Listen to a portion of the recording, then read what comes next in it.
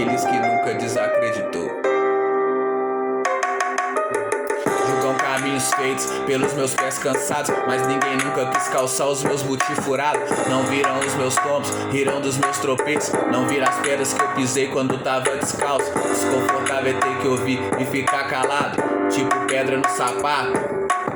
Guardei com elas, vou construir meu castelo. As mesmas pedras que fizeram meus pés calejados. Um dia frio, um bom lugar pra escrever um rap. Psicografo e transcrevo enquanto fumo um beck. Pedi a chance, entrei no jogo. Responsa grande, é natural ficar nervoso.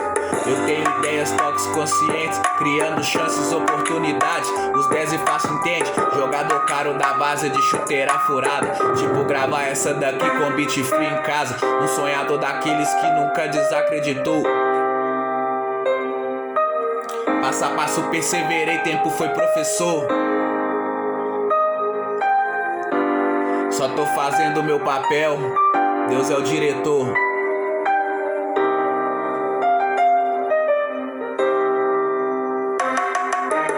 No peito aquela fé que move até montanha. Ligeiro com os covardes pra não ser boi de piranha. Observando tudo, ouvindo o necessário, falando só o básico, sem erro pra margem. Filosofando tipo os 3 macacos, sem erro pra margem. Filosofando tipo os 3 macacos. Valorizo as relíquias, pique Indiana Jones. A vida me impôs as lutas e eu fui John Jones. Perdi algumas como ele, mas não desisti. Mirei no céu e busquei forças pra poder seguir.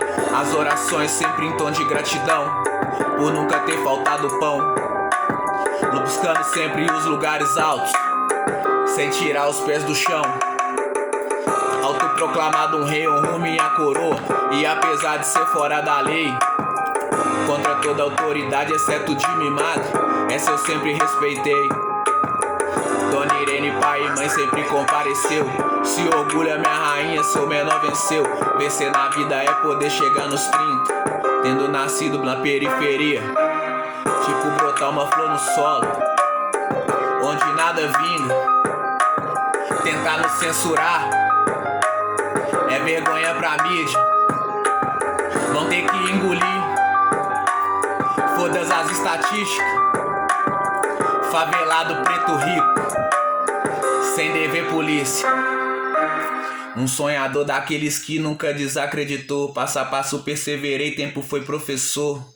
Só tô fazendo o meu papel, desse filme Deus é o diretor.